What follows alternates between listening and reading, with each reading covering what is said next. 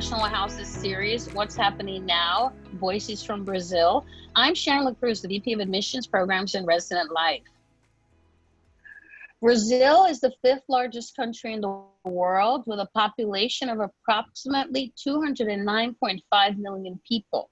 Today, Brazil has registered over 2 million COVID cases and over 84,000 deaths, second only to the US. The question tonight that we're going to be discussing and answering is, what is happening in Brazil? And why are their numbers so high? And why are there the issues they're having with COVID mirroring the US's issues as well? Joining us tonight, we're really excited to have with us 3 of our alums from iHouse. All 3 of them were at iHouse during 2018, so they just left not too long ago. Ana Gabatteli is the CEO of Vila Brazil, Língua e Cultura, a Portuguese as a second language school since 2012. Ana is a PSL teacher with experience in Brazil, Cuba, and the US. She lives in Teresina, which is the north central region of Brazil. Also joining us is Dr. Aliana Aires, who is, she has 10 years of a professional experience working in the field of visual merchandising, marketing, communications, and fashion. In the academic environment, she works as a professor in undergraduate and graduate studies in fashion and communications. She currently lives in the capital of Brasilia. Also joining us is Fabio Hanna, who currently lives in New York, but is originally from Brazil. He is an IT consultant and a co-founder of Emotions Meter, a startup that helps organizations to learn the drivers behind public emotions in social media to identify behaviors that lead to new business opportunities. And he can remind us, Fabio, of what region you're from in Brazil, but right now you're with us in New York. So let's get started. The news is not good in Brazil. Ana, can you share with us what's going on in Brasilia, where you live, which is the capital, which we would assume has more resources that maybe the rest of Brazil might not? What is the current COVID situation in your community, the economy, how is your family doing, and your thoughts overall on how the government is responding to the crisis? Sure. Hi, everyone. First of all, thank you for the invitation. I'm always happy when people want to know about my country, even though it's not about a really good thing, but sure. Thank you anyway. So I'm from Brasilia. I live here, and we have a population of 2.5 million people here. And right now, the last information about infected people, we have 6,300 people and an average of 30 deaths per day. Last night, we had the last information about 33 people died because of COVID here. Mm-hmm. And also I checked that we have the unemployment rate increased to 20.7%. So we have around 330,000 people unemployed right now because of all the crisis. Mm-hmm. And at first here, the government was doing things that we consider really good. We started the isolation, everything was closed, only the essential services like supermarket, pharmacies, and hospitals were working. Right now, everything is open. People are living as if nothing has happened. So it's really interesting how it changed so quickly. So after 4 months, around 4 months, people just started to live their lives. So they are going to the parks, they are going to gyms, bars, restaurants are opened. Everything's open right now. So all, except schools and universities are closed. So, and we have a really high really high numbers of infected people, and the hospitals are really crowded. And even though we have this situation, still the government opened everything. So we are in this situation right now. In regards to my family, we are okay. I had some friends who were infected. An uncle was at the hospital, but he's fine. So, but usually the regions, we call it the suburbs. Suburbs in Brazil are the poor areas. So they are having a hard time with this because they were workers who never stopped working. So they are using public transportation and public services, and we don't have all the infrastructure for healthy infrastructure. So right now that's the situation here. I'm working closely with refugee families because at my school we have a social program where we offer Portuguese classes for these people. And right now most of them are unemployed and living at places with many other people together. And we are trying to help them, offering like food and sanitary, how can I say, like hand sanitizers, right, hand sanitizers. Yes, all these things, but it's all about donation. So we are always trying to raise money to help these people. So I help 53 people with this this help that I can get. So what else should I say about it? No, that's perfect. That is absolutely, that gives us a good. And of course, I should, just one more thing I should mention about our president right now. He just ignores the whole situation, and he walks around shaking people's hands. He doesn't wear mask, and he's like living like if nothing is happening. So it's very common for him to go around cities around Brasilia and talk to people, to workers, and that's the situation right now. So it doesn't help. Yeah, that has to be very frustrating. Yeah. Okay. So, Aliana, can you share with us what's going on in Teresina, in your community, and how your family and everyone's doing, and what you're seeing as far as how the population's doing? Hi. Firstly, I would love to say that I'm very, very happy to be here. I had a great, amazing time of my life living at iHouse, and I'm very happy to know that your word about our people, because really all over the world we're having a terrible situation because of this virus. But it's good to know that you're aware and you want to know about Brazil, which is a complicated country. I'll talk about my city later, but I am very worried myself, my family, and my friends, because Brazil was already in a crisis. We had an election and we elected someone that I myself don't think is doing anything to go, to across this crisis positively.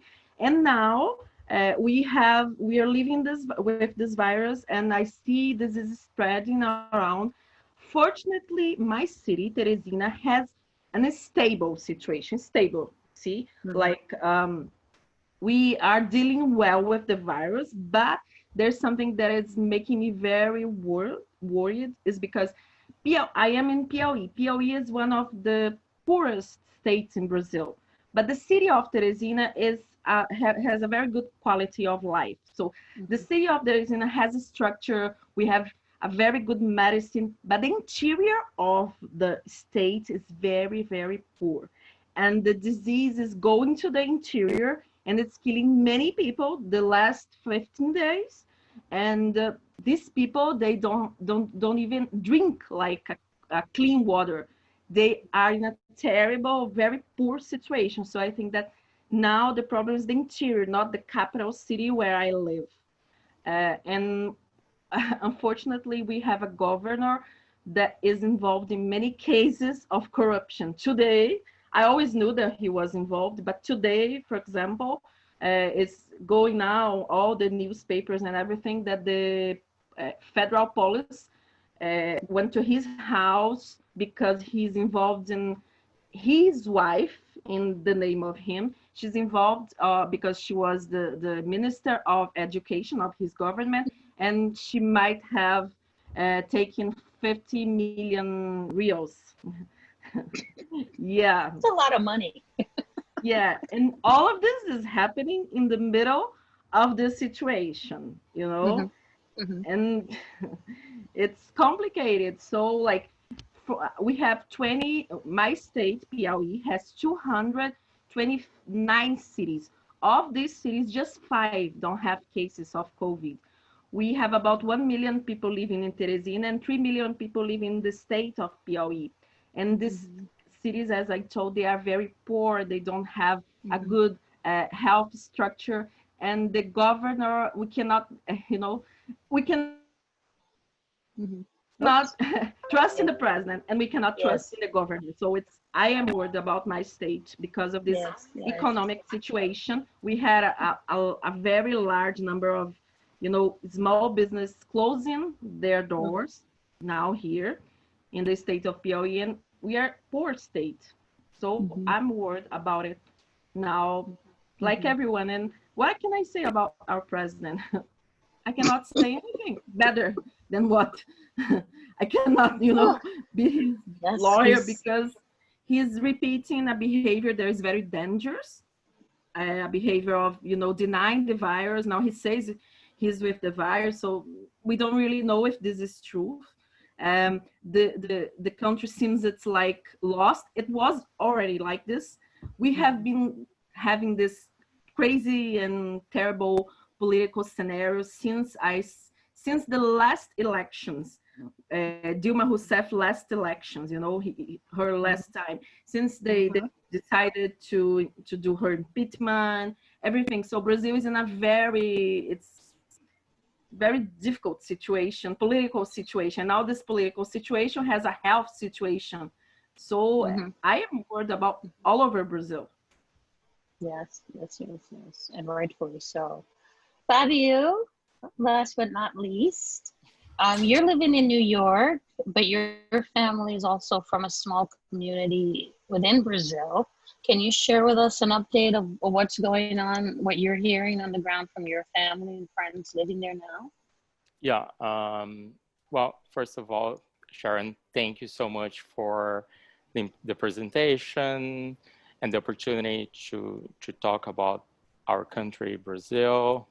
Well, it was, I never get tired of saying how much I love International House New York and how important the iHouse is to me, and it has been very supportive. It's hard to imagine my life nowadays without the opportunity of iHouse. It is a very, we miss you, Fabio. It's a very important factor in my life. Well, the first time that I went to Brazil was last September. I was there for 15 days. I was in São Paulo for 7 days, and the other days I was spending with my parents in my hometown, which is Andradina. Andradina is it has a population of 65,000 people. It is in the São Paulo state, but it's close to the border with Mato Grosso do Sul, which is another state. My family is doing okay. I was planning to come back in June of this year to celebrate the 90th anniversary of my father, but unfortunately we had to postpone that. The city, the region of my city is getting worse. So many businesses that were opened in April, now they are closing the business because the cases are increasing in the city and also in the region. And my city has only one hospital, so it doesn't support many people. Yeah. But my family is doing okay. And I try to talk to them more often. Mm-hmm. In the beginning, they were more worried about me because I'm here in New York City. Yeah, you were the epicenter, now it's switched. Yeah, and now my state, São Paulo, is the epicenter in Brazil. Wow, that's something. The whole mm-hmm. Go ahead. the whole state of São Paulo has more cases than New York State has. Wow. They caught up very fast too. That happened very quickly. Everyone who's listening in, please feel free to write in your questions, because then we'll go through them once we get to the Q&A section of the discussion.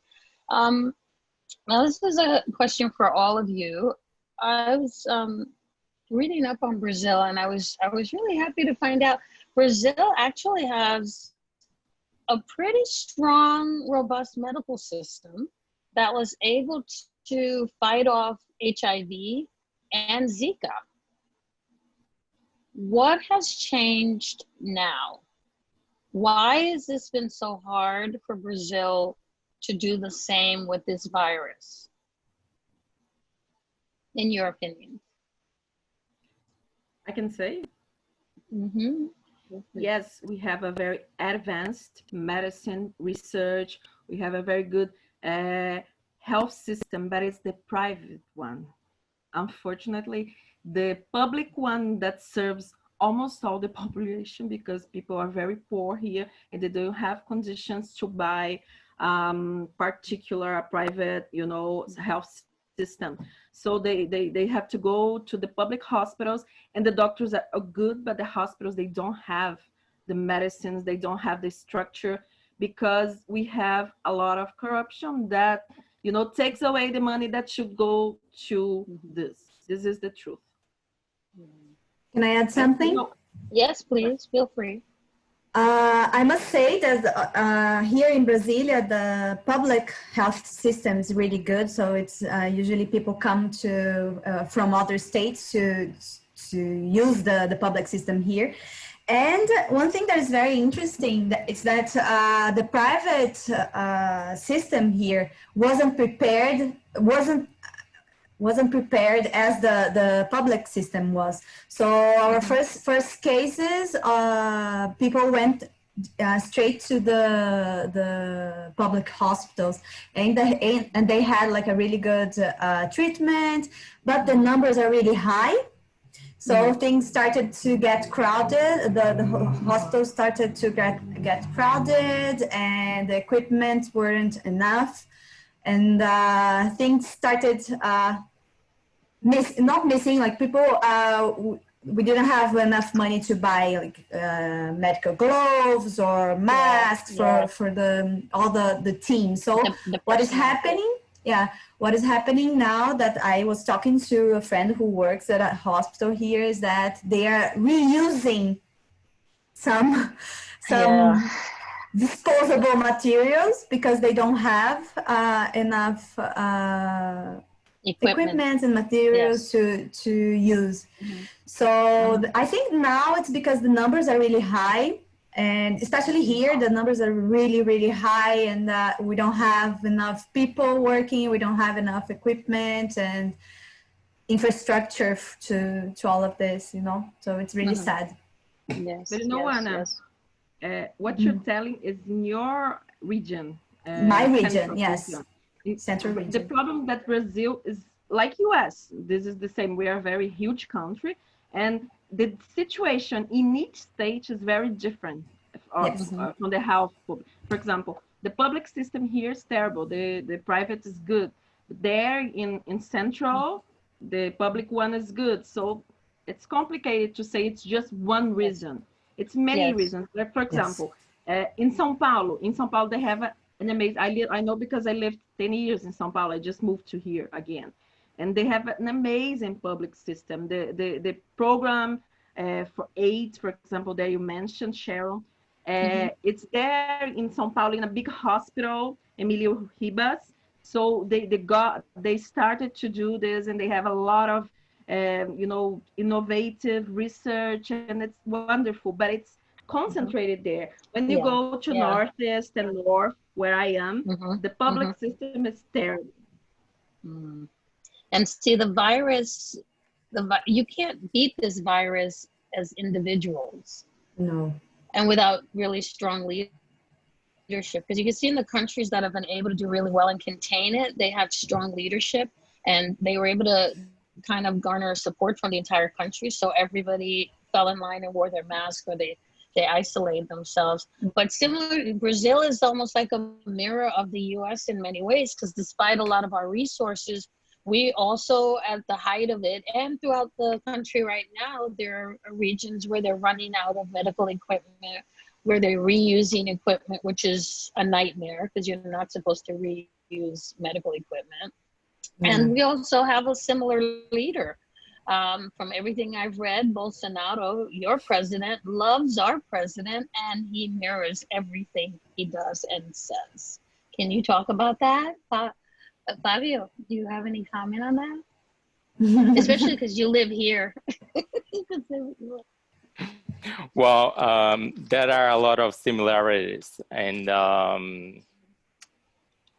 but from my perspective, I don't think, considering the actual president of Brazil, I don't think Brazil is having is improving the relationship with the United States. I think I believe Bolsonaro has a good relationship with the president of the United States, but he's improving their relationship. I don't think Bolsonaro is improving the relationship with the United States, which is different, because let's see what's going to happen on January 1st, with which the news tells that if Trump doesn't get reelected, the situation in Brazil, from the eyes of the United States, is not going to be very positive because of what Bolsonaro has been doing lately. But going back to the similarities, so I'm going to share some thoughts.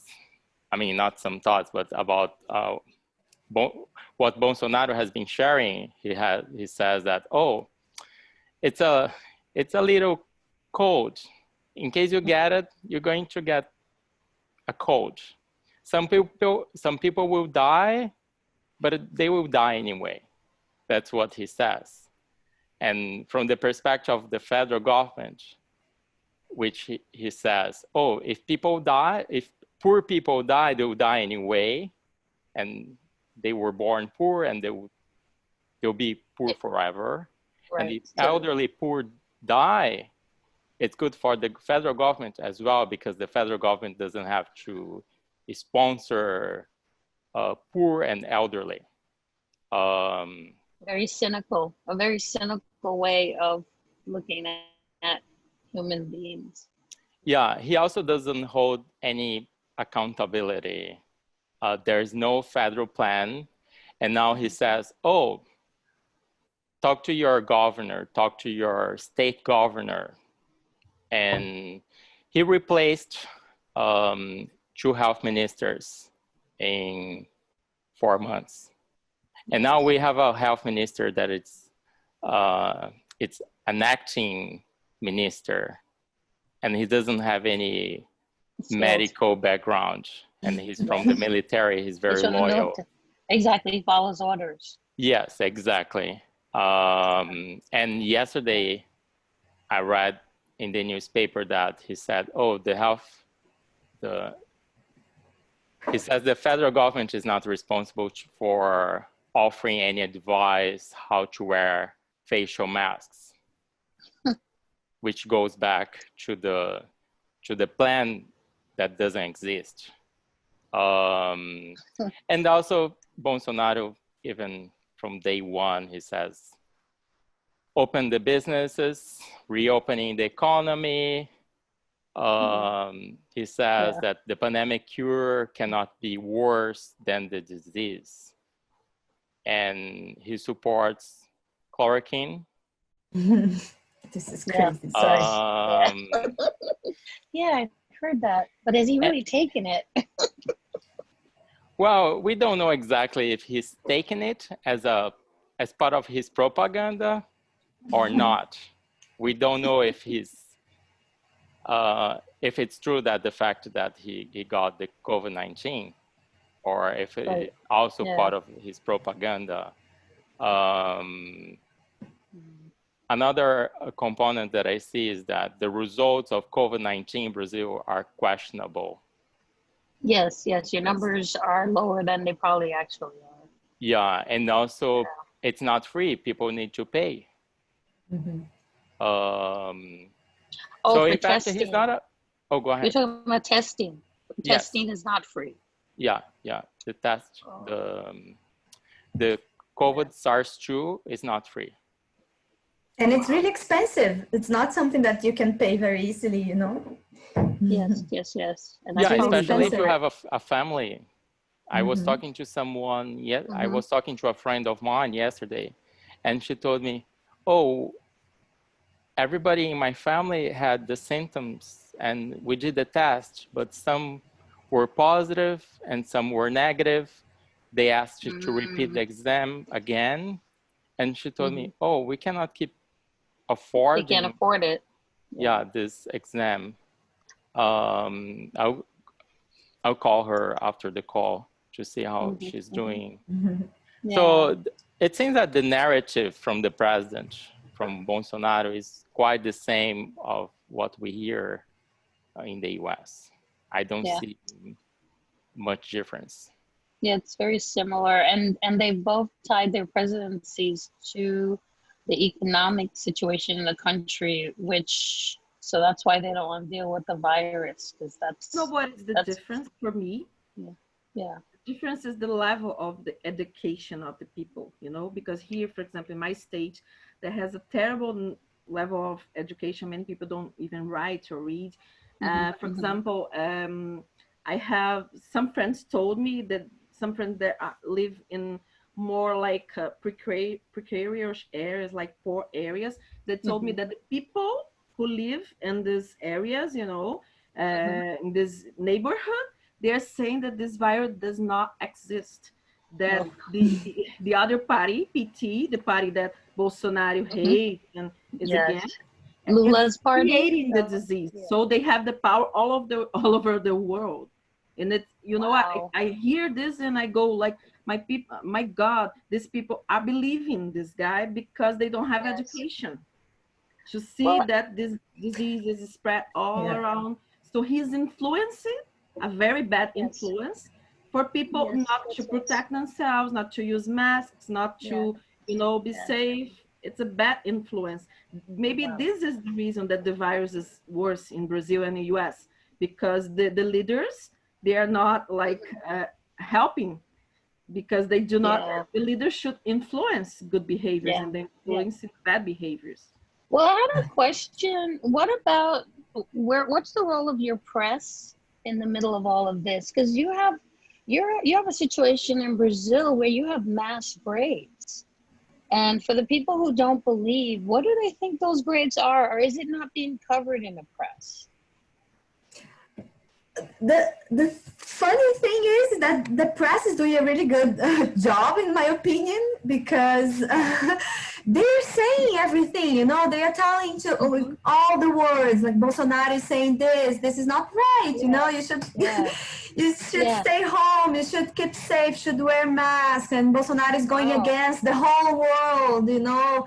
And also I read that he was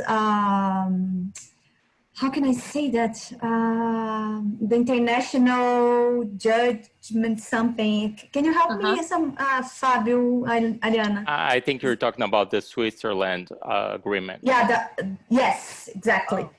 And like many countries are, how do you say denunciar in English? Denouncing. Denouncing. Okay, Yeah. thank you. Denouncing his behavior, his like his acts, you know. And even though people are still following him, you know, and I don't think it's only about education. I have people in my family who are following him, and they're all very well educated, you know. So the rich ones who have supported him. Yeah. But to believe that the virus doesn't exist, I think that your father, he believes. Yeah, my father believes in the virus. Degree of education to believe that PT created the virus. That's what I'm talking. I'm not saying that he only has poor people. It's just that he uses the ones who are really, really, you know, precarious in terms of. No, I understand. It's, of course, this is something to. Wow. It's just It's just he. I don't know. The press is doing a really good job. You know, we have like the largest TV channel that usually. It's against the government. Every year, this channel is against the government, and they are really telling everybody, showing the images of the graves, showing the numbers they have, you know. But I don't know what's happening. Transparent work, I think. Yeah, I just want to add 2 more points. The first one, I think Bolsonaro uses the biblical words, and he says that he's leading the country. He's using the Constitution of Brazil as a Bible. And he tends to use biblical words. That's true. To attract more people. And also it's important to remember that almost 99% of the population are Christians. Yes. And for those who doesn't have education, if they are connected to the biblical words with a leader who uses the biblical words, they feel connected. For example, Bolsonaro hired a new minister of education, who is someone who's a pastor. He's very connected to religious groups. I mean, and those people are very radical. So this is one factor that I see. But Fabio, when you say radical, do you mean that they're conservative in their views of the Bible and how it should be interpreted in contemporary times? Let me give you an example. The former president. So in the former presidency, they were trying to offer LGBTQ, I'm sorry, plus education for adolescents. And Bolsonaro is very against. Yes. It's one of the example. And he says that, he's leading the country for families, for good families. And for his family. And he's against, and he's very, from my perspective, he's very racist. Which is a problem because you have the second largest African population in the world outside Africa. And you know what he says? He says there's no racism in Brazil. No. Yeah. And the people around him, people who he chose are very conservative. For instance, the Ministry of Human Rights, Damares, she's a woman, and she is so misogynist, you know, it's so crazy. She's voting for, I know that they had a meeting where I have this note here. She voted with the Islamic countries to reduce women's rights here, you know, in some, yeah.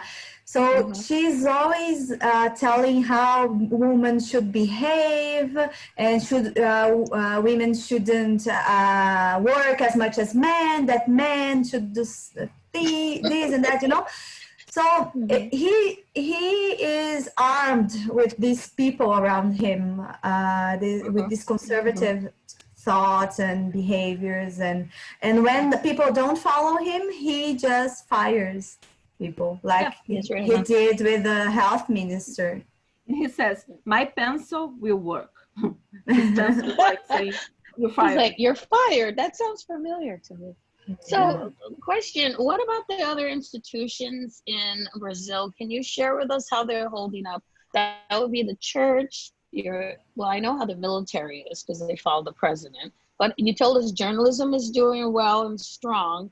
But where is the church in all of this if your country is so religious? What are they doing and what are their views? Yeah, as far as COVID, are they actively helping the poor? Are they going against the president? The evangelic, how can you say, like the evangelicals? Evangelical. They're very, you know, conservative and they follow Bolsonaro. But the Catholic, they have a more like left-oriented mind. So they are against. Brazil is divided, and it's divided. Has like 5 years we are divided, and I see very divided behaviors. Yeah. Yeah, I really don't know how. I know that they are the churches are opened. That's what I know. People are going to masses, going to here in my region, but I really don't know their position. You know, their opinion about it. But that is a position, right? Like the fact that you don't know might mean something already because they're not saying anything, right? So I guess the question is also all the churches are closed. They are opened. Everything's open here. It's just they're in denial. So can you describe for us what the city looks like? Are people wearing masks and not wearing masks, or what's happening? Are they just social distancing or not? Is there anywhere? Here in Brasilia, I live in the central area. I don't know if I can say that. Brazil is a very unique city. Brazil is. We have space to be we can spread and we can walk here very safely. You know, like proper distance. But I can see people wearing masks somewhere in some places, and other places they don't wear. It's just I haven't been going out much, so I don't see people much. So I don't blame you. But I know, for instance, we have like a main road here. Like on weekends, it's closed for cars, and people go to ride to exercise, and this street is crowded every Sunday. Many people exercising with and without masks. You know what? In my city, not in the whole state, but in my city, people were very safe and careful. They always used masks since the beginning, and I think this is the reason we never had high levels. You know, one of the reasons. Of course. We never had such high levels because I see people are really the stores will still thinking about how to open, while in other areas they are open a long time. So I think this is the reason we are very, you know, we keep very good levels of the disease infection. Yeah, you're able to keep it down. Can you talk about the Amazon?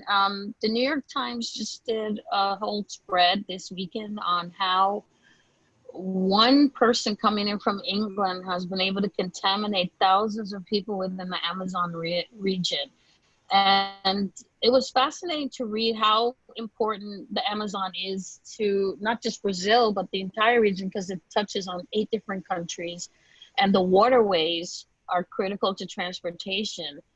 So that has also been the way the pandemic has been spreading through the water. What are you hearing on the ground living there? Are people talking about what's happening to the Amazon and the indigenous people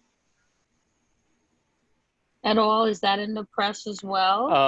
Well, the federal government denies to offer facial masks for indigenous people. And since day one, he rejects any kind of support for indigenous people.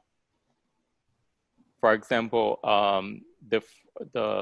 President Lula created a quota system for indigenous people, for African Brazilians, and this government is against at all.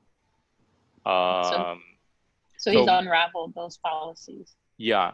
Part of his political platform to deny indigenous people, and he wanted to you know, spread them all around Brazil, take away the territory that it's for the indigenous people. It's kind of, who supports Bolsonaro supports a conservative way of thinking, you know, white people don't have rights, and who supports the left-minded oriented supports that the workers have rights, that the indigenous people have rights. The problem is that Lula, who represented this left mind, did steal a lot of money. So Bolsonaro came in a moment where the right side was, you know, like they had reasons to say, oh, I'm not voting this. Yeah. And also one thing that I feel is like the news about Amazonia and also like the indigenous people, they don't, that's just my opinion. I'm not, they don't affect people much, you know. People, I think they see it and then they don't believe, you know, no, it's not happening, you know. They just don't, it's something that we don't have like a good, how can I say this? It's just, it's not well spreaded, you know. People just don't talk about it. That's what I feel. So we read something, oh, Amazon is being destroyed, and no, that's, yeah, it's okay. It's not. Amazon is very big and it's fine. It will survive. You know, that's my feeling about this. Yeah. Like minority rights, like the indigenous. Yes. There are many indigenous dying. You know, the situation is really, really bad. I've received many. I work closely with some researchers who teaches Portuguese in indigenous communities, and they are trying to raise money to help them, you know, help this population, because they are just not being supported. They are not being helped. And they don't have political power. No, not at all, unfortunately. And the political system that Bolsonaro has been creating supports the destruction of the Amazon forest. Yeah. So this year, it increased 10%. And I related to what Anna just said. I feel a disconnection from the Amazon forest to the rest of the country. Because I think there are many reasons. One of them, it's far. It's very expensive for Brazilians to travel to Manaus or other cities in the state of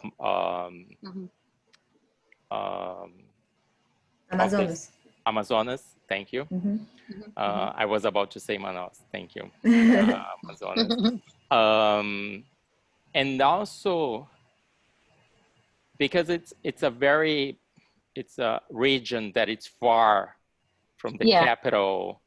And most of you have probably never been there, right? Because it's not exactly. That accessible. I've never been. I've been last year. You've been? Oh, yes. Okay. For the first time. Yeah. Excellent. So it's expensive. It's far. It's expensive. I only met one person who lives in Manaus, and she went to work in São Paulo. There's no much immigration from people from Amazonas. So they're kind of states. isolated. Yeah. Yeah, they're isolated. I want to say. Yeah, but this happens. Yeah. Go ahead. Then illustrate the lack of care about Amazon from our president, because he represents the country. He said when he arrived at first to the government, he was elected. He says, Amazon is like a virgin that everyone wants to have sex with. Yeah, that's what he said. Yeah, was what he that's said. true. Yeah, that's true. Okay. Really, He's he quite said a this in his character. speech, and he was saying we have a lot of, like, he was supporting to, you know, do this. You know, it's like a virgin, has a lot of forest. What is the problem to burn some? Yes. Because he's supporting some farmers. Their extraction. Farmers. He represents the rich ones' interests. Yes. I see that. Well, we have a question. Let's go to the Q&A session. I could talk to you guys for another hour. Peter O'Neill, who's the head of our executive board at iHouse, he said your next election, he says 3.5 years. I thought it was 2. Yeah, can you confirm when your next election is, right? It's in okay, good. 2022. It's in 2 years. Okay, good. He wants to know if there's anybody else in the government that can step up and replace Bolsonaro. And do you think he'll win again and win another term when he does run? Is there anybody left? Because quite a few people have been impeached and prosecuted, and we don't have many hopes, you know, but I still believe that nobody young coming up. He can be reelected, you think? I don't think so. I think he will be reelected. Yes, but I don't think so. I do think that most people who did elected him, they were more worried about not electing PT, the other party from Lula, than electing him. And I see many of them do regret, but some conservatives keep loving him. But I still think he won't be elected. I think there's a lot of chance because he has said and done. And Brazil did not get better with him. But at the other side, I don't see anyone outstanding, like to say, oh, this will be the perfect for him. Yes. No one is, you know, there's not a character that could face him, at least not now. I don't see it, unfortunately. Yeah, I don't see it either.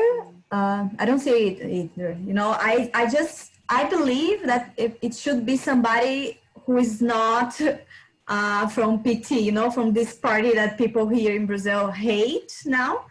Otherwise, Bolsonaro will get reelected.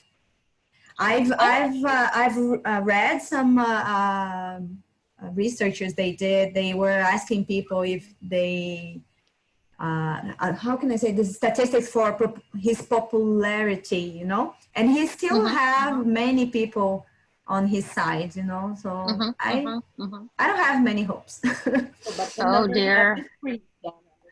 Well, I see some shout outs for you. Let's see.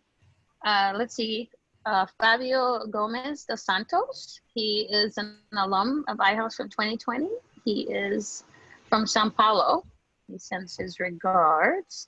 And I also see Irina said, thank you for the discussion. She's really happy to see your faces and my face. She's sorry she has to leave the chat, but she's in Lithuania and it's 2 a.m. Darn that global time. So, I had a question for you about when did this hatred of PT start? Was this a backlash from the World Cup and then the soccer World Cup and then Olympics? Because I always thought it was problematic that Brazil, I know your economy was really robust at the time and strong, but problematic for any one country to take on 2 of the largest events in the world economically. So when did that hatred start? Because at first you were really excited to have World Cup and you were definitely cheering when you got the Olympic bid. What happened to sour the population on Lula and PT? Well, Wow. the investigation against corruption started in 2014. And when Sergio Moro, who was a federal judge from the state of Paraná, were going deeper. And in 2015, the economical crisis started, and Dilma was the former president. And they find out that the Petrobras, which is a huge oil and gas company, was in trouble. Petrobras was involved in the largest corruption scheme worldwide. And many people started losing their jobs. The contractors were not paying because they were not receiving from this company. And the investigation was in process. The plan was to do the investigation within 20 years or more. For the first time, this judge sent 114 people to jail, which happened for the first time during the democracy in Brazil. And Political people. yes, right? well, powerful people. He sent CEOs, CEOs of private companies, were construction companies, especially construction, but other constructions as well. Brazil has more than 500 large states corporation. And the president decides who's going to be the CEO.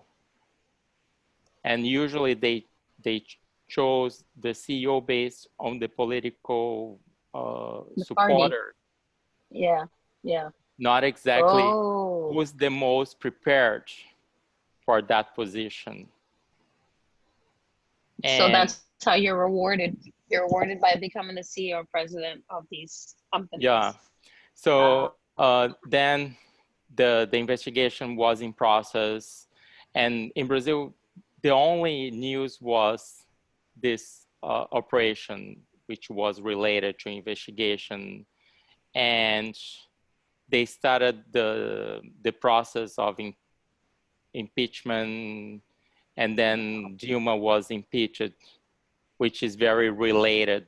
So the general idea is that all the political parties are involved in corruption, but the PT, which is the workers' party, spiked the corruption. So It's just because it happened during their term, right? Yes. So Dilma was impeached, and everybody is against corruption, because in Brazil you have to work very hard, you have to pay high taxes, and you don't see the outcomes. You have to pay taxes, and you have to have a good paycheck to send your children to private schools that are expensive as well, because you don't trust in public schools anymore. So even the privileged and unprivileged portion of the population was against corruption.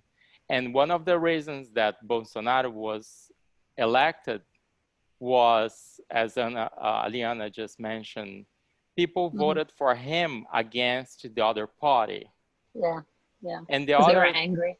And they were the other factor was that before the election, Bolsonaro said in public, "Oh, I'm going to invite Sergio Moro," who was at that time the federal judge, that he was a leader, he was very respected in nation and also in other countries as well, because he was doing a good work against the corruption. Mm-hmm. And Bolsonaro announced that, oh, I'm going to invite Bolsonaro to be the Minister of Justice. Which Invite Moro, not Bolsonaro. I'm sorry. Yeah, Bolsonaro invited Sergio Moro, thank you, Anna, to be he announced Mm-hmm. that he would invite him, Sergio Moro, to be the It Justice, was in his Minister strategy of to Justice. So legitimize that his he popularity increased. Yeah.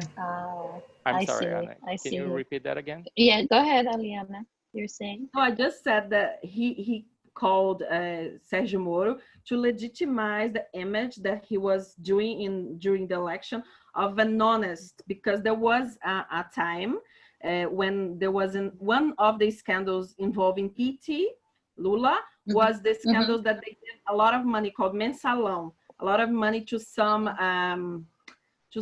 deputies like this that you call Deputies. Okay, they gave out to some deputies, and this was the first corruption scandal of PT.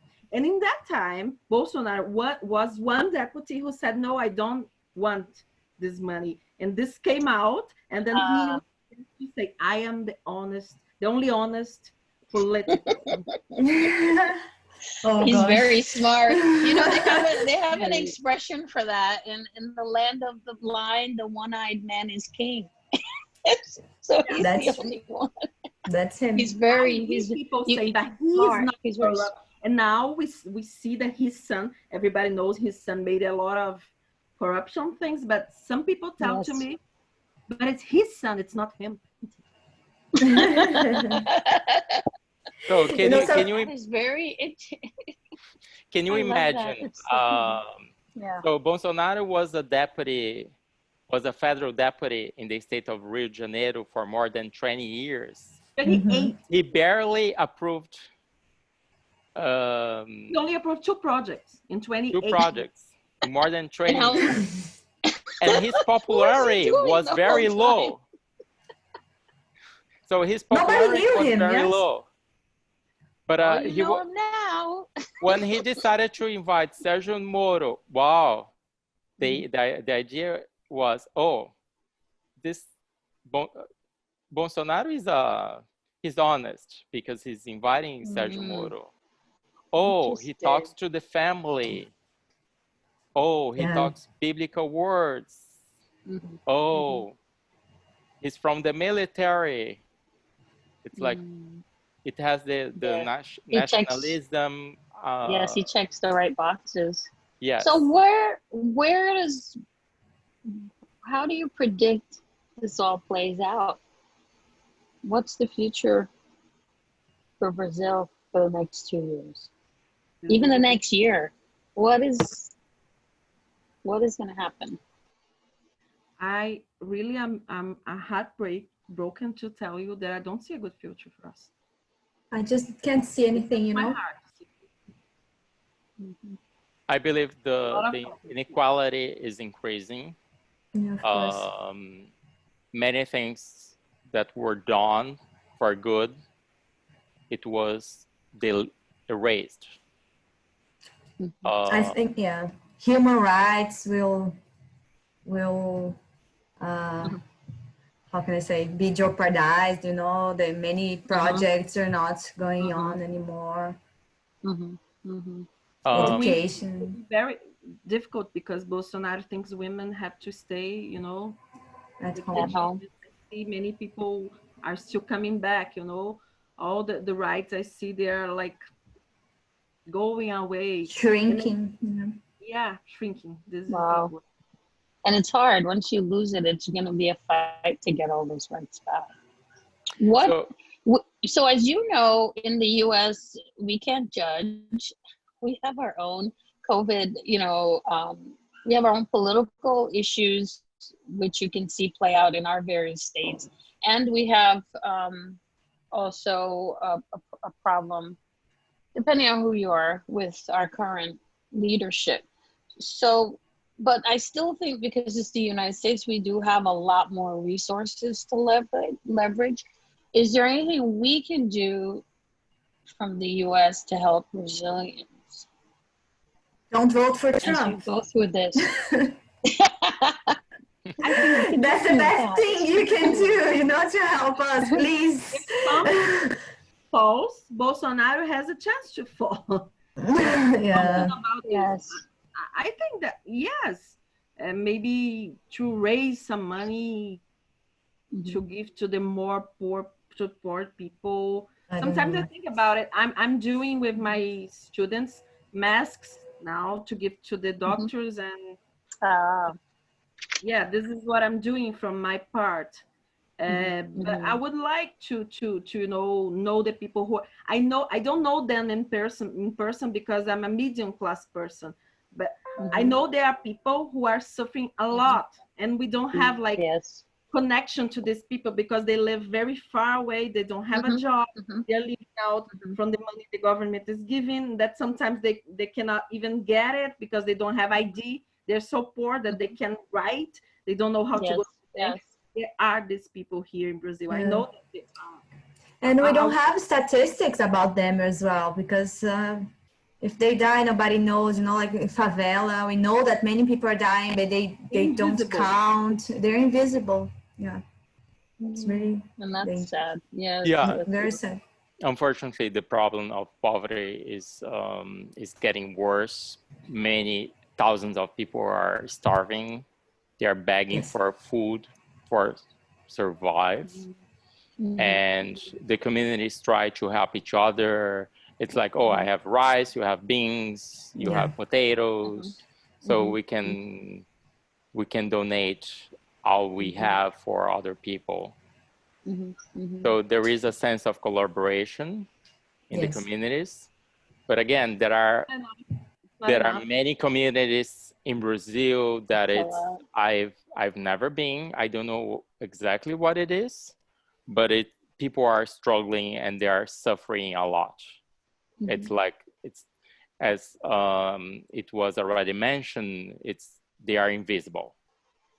Do you have any organizations working within Brazil that we would recognize, that if people wanted to contribute in any way, are there any organizations that work there that we also would recognize here?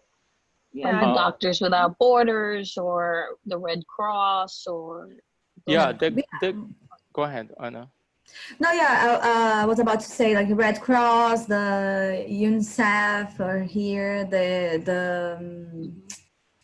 how can I say? Some Catholic institution as well, like Caritas. They are really helping, especially refugees. I really know about them because I work closely with them.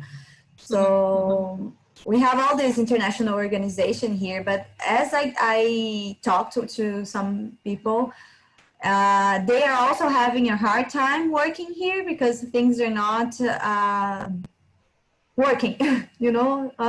There's they no need structure. So bureaucracy is really a problem here. So Sharon, but I can search and tell you later. I have some names, plus team names. I have two websites. If you want, I can share. One is from the Greenpeace, but it has a list of 21 different organizations. It's not sharing about the environment. It's sharing about different communities who are in need. Some communities are asking for food. Others, they are asking to support children. Some, they have crowdfunding. So there are different types of organizations that are asking for support. If you want, I can share. Unfortunately, they were not translated into English. It's in Portuguese, but also I can share my email address if someone wants to, has an idea to support a specific organization. I can help, I can guide who's interested. You said it's Greenpeace, though, right? Because that's Yeah, a global I can share the organization. links if you Yeah, want. we should be able to find it if we Google Greenpeace, as far as, There's one and then called look for Amigos Brazil. do Bem. There's What one do you say, Aliana? Yeah, there's one in the Northeast that it's acting very well, someone told me, and it's called amigosdobem.com. I have some names. There are a friend of mine who is journalist. She told me they are good institutions helping now at COVID, people who are more like vulnerable. I can send the list. Yeah, send us the list, and we can always send it to people who are. Yeah, I've been working with the small organizations, so probably I would have to search more I about it. like the small ones, you know, because the small ones, they are more transparent. We know where the money is going. Maybe the big ones, sometimes we don't top know. heavy. Yeah. Yeah, sometimes bigger organizations, you end up paying a lot of administrative costs for the people that are working. It doesn't necessarily reach down to the people, but let's see, what our time is, like 7:39. We don't have any more questions. Hi, everybody who's listening in. If you have any questions, please let us know. We have Anna and Aliana and Fabio here. They're not going anywhere. If you have a question, we can ask them now. But yeah, it is sad, because I think Brazil is one of the most beautiful countries I've ever seen. It's beautiful. It's an incredible history. I still hope to have a better future. I'm just trying to be realistic from the last that I love my country and I want to see it having a good future.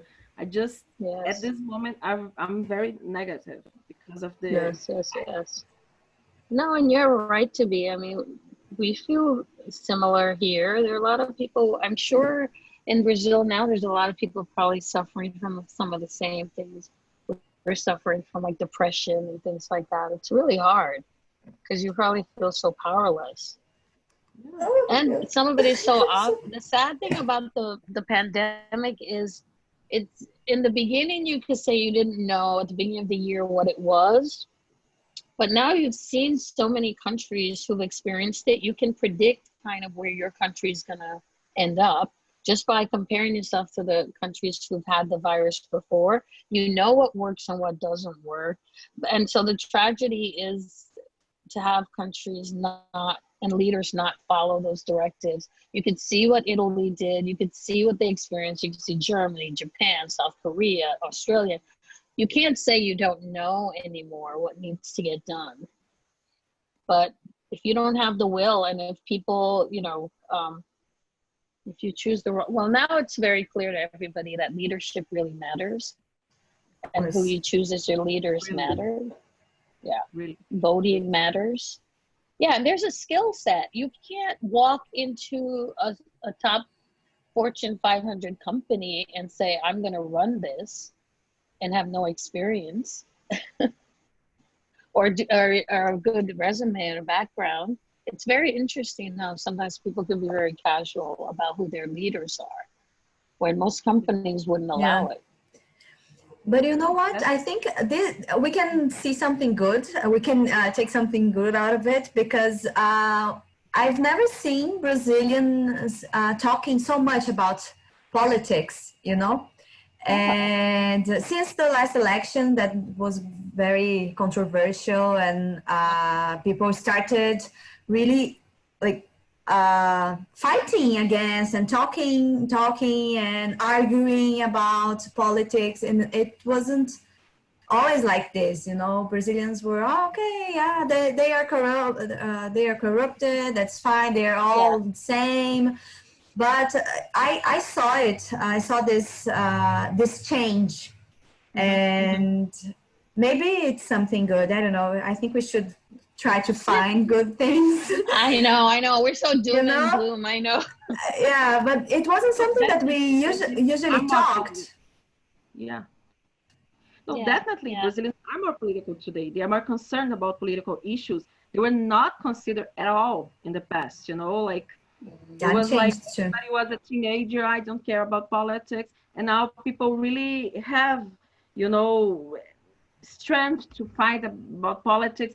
Maybe the social medias, they created this environment where everyone is, but at the same time, it's very polar, you know. I don't see Yeah, it's neither. very polarized. Yeah. It goes about each side, and people are very extreme. This is something that bothers me.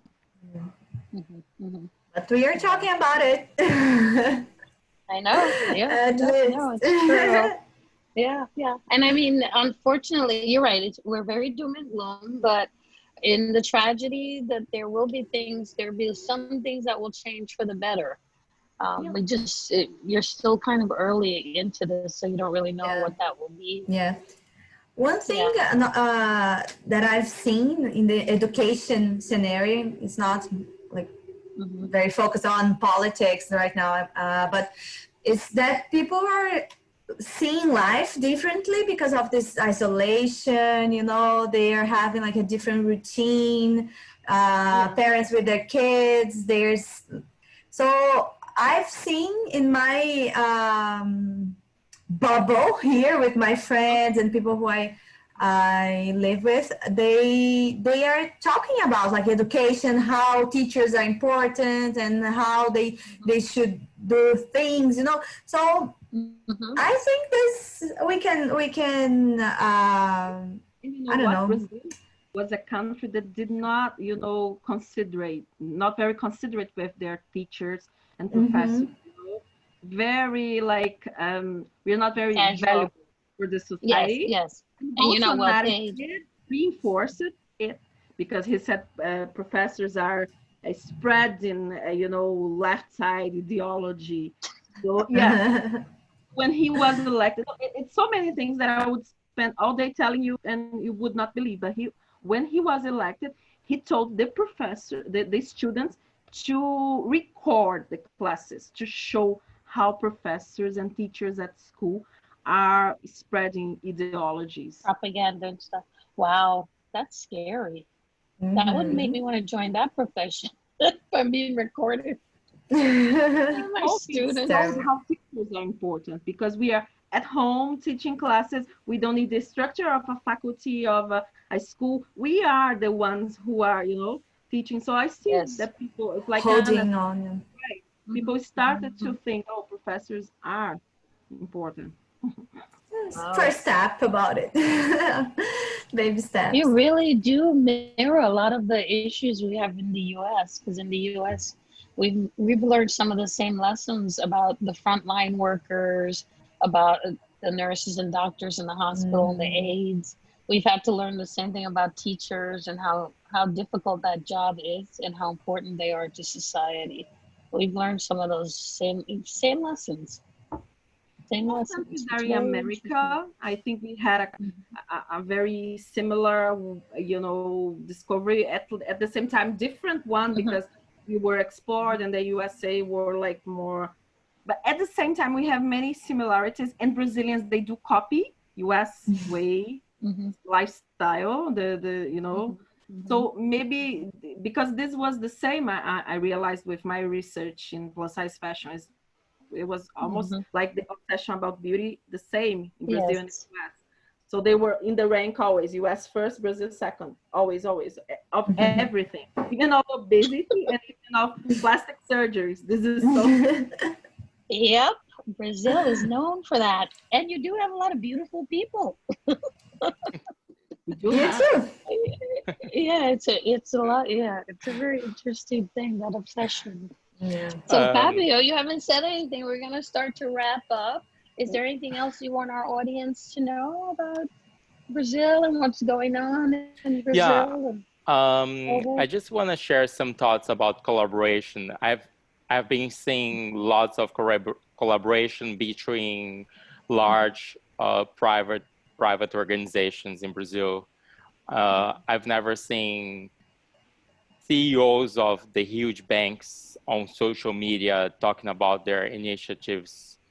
Many banks created together a fund of billions of reais. Reais is the currency, money in Brazil, to help, to support hospitals, to support people in need, and for assistance in general. And I've never seen an executive from one bank saying, oh, go to the other bank. The other bank is doing the same. So they are working together. I've never seen anything like this. And they are supporting their employees.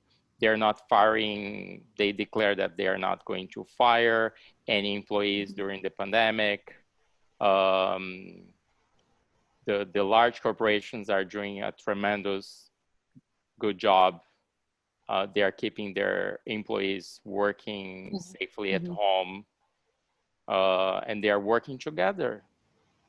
So as Aliana So there's some bright mentioned, spots. yeah, there are positive sides as well. That is good. That is good to know. Oh, and It's also not I just all. want to I just want to share that I was very surprised. So the public system in my hometown is quite good, and it's not summer in Brazil, it's winter. Right, we're on the opposite schedule. And they decided to anticipate the flu shots. I think it started late May, and they visit elderly people, and they went to their houses. So my parents, they didn't have to go to get a flu shot. The nurse came to my parents' house in order to protect their elderly community. That's wonderful. It's nice. Here we had to go to the not the hospital, to the place they built so we could get a shot. Well, that's smart though, because that. Yeah, I'm not sure if you know, Sharon, but here we can get our vaccines are free. So we don't pay for vaccines. I'm not sure how it is in the US. So you can get like almost all of the shots for free. Oh, that's excellent. You know, I would assume that we would have a similar program. It probably is a public health program that they would have here, because you do need people to have their shots because it's so risky. But it's for everyone, everyone here. Everyone, not poor people, everybody. The rich and the poor can go to the same place. Everybody gets their shots. Yeah, that's important. Now, only they would do that for COVID and get your testing done. It's too bad that they couldn't. About the future, when we have a vaccine for COVID, how will be this, spread? I think it's gonna be like crazy. It would be a disorganization. Oh yeah, very hard to get it. It will be like those long lines that in front of Apple stores when the new iPhone is coming out. Might be worse. People are sleeping in the lines. Concerts, Madonna concerts, like people. Yeah. And like concert tickets. And then we'll all get together, like, let's stay together and get the shots together. You should prepare now. You work as a team. Work as a team to get your shots. Yeah. So I have a comment here from Larry Palfini. He's the Vice President of Facilities at iHouse. I don't know if you ever had the pleasure of meeting Larry. He said, "Thank you all for educating me on your wonderful country and your current challenges in dealing with the pandemic. I agree. We all need to believe that there will be some positive outcomes resulting from this global crisis. And it will. There will be positive things, but unfortunately, there's, like they said, there's always darkness before light. We're in it with you. So we are not exempt. I definitely didn't set up this event for us to say the U.S. has all the answers and we figured it out for Brazil. No, I set this event up to say for all of us. Because we have so much more resources than Brazil does, and we're in the same situation because it's not just about resources. Yeah, this is not an ordinary virus. There's a lot more. It's a lot more complex in how to manage it. So we are not judging. We are, we're just worried for you guys because, yeah, like Larry said, even your description to Larry, yeah, Brazil, I can test, is a very beautiful, beautiful country, and the people are as well. Really? And so we really, I feel pained when I read the stories of what you're going through. And if anybody wants to learn about the political situation in Brazil, I recommend you see Petro Acosta's film on Netflix, The Edge of Democracy. That gives you some insights into the current politics in the last maybe 5, 6 years, maybe 10 years back. Very good. Actually, from she's born, she gives you a history through her eyes of the politics of Brazil, which kind of answers a lot of questions about how Brazil got to where it is today. But I'm looking forward to you being on the other side of this virus because I'd love to come back. I still want to see the Amazon, and we need to preserve it just for me so I can come. Okay, I'll let Bolsonaro know that you want to come. I live in Brasilia, so I can meet him. Yes, please. Tell him to stop burning it down and selling it out to extraction industries because I want to see it. And but I think everybody should see Brazil because it is stunningly beautiful as well as the people. Amazing. And yeah, it is an amazing country, and it's a very fascinating, rich history that I think a lot of people should learn about. Thank you so much for joining us tonight and for so generously sharing your stories. And definitely email me if you have any information that you want to confirm organizations that we can support to support you. We'd be happy to do that. Anna, you didn't tell us, as far as the refugees, where are they from? From the organization you're working for, where are they from? The majority is from Venezuela. Here at my school, we are helping Venezuelans, Syrians, and Haitians. Wow, you have Haitians there? Haitian, yes. They found their way all the way to Brazil. Wow. They did. We received, I think, 50,000 Haitians like 5 years ago, 4 years ago. Wow. Yeah, now That's Venezuelans are coming. Yeah. In a really large number. Yeah, their country's in trouble. Yeah. Oh, as a friendly reminder, the actual federal government in Brazil is against immigration. Ah, yeah. Well, no surprise there. I could have told you that without even looking it up. I mean, it's kind of like you could just check the boxes and you kind of know they would be. Brazil for Brazilians, and I can see that. I can see that. Yeah, but even though like they're still opening the borders, the speech is really speech is really about like hatred and not we are against immigration, but they're still coming in. The resources are reduced, but they're still coming in. So let's hope we keep receiving them, because their situation is really it's gonna be worse hard than ours. though. Yeah, it's gonna be a hard thing though. But anyway, Anna, Aliana, Fabio, again, I just shared the links. Thank you. We will share that with everybody who's on this call. Thank you, Sharon. It's been such a pleasure, and please keep me posted on how you're all doing, and if there's anything we can do to help you. You let us know. Sure. We will be happy to help you in any way we can. Yeah. Again, thank you so much for the great opportunity. Thank you, Sharon. Thank you, White House, New York. Oh, thank you so much. It was really nice. I feel like I'm at my house now. Thank you. I know, right? Come back sometime. So if you want to plan another event, let us know. And we'll check in with you again. Yeah, of course. Maybe we'll do a bigger one and add some other countries that are in our time zone. It's not 2 a.m. or something. But thank you everybody for joining us and listening on the conversation. I hope you'll keep track of what's going on in Brazil and help out in any way that you can.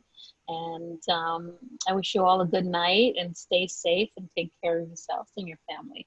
Good night. You too. Thank Good you. night.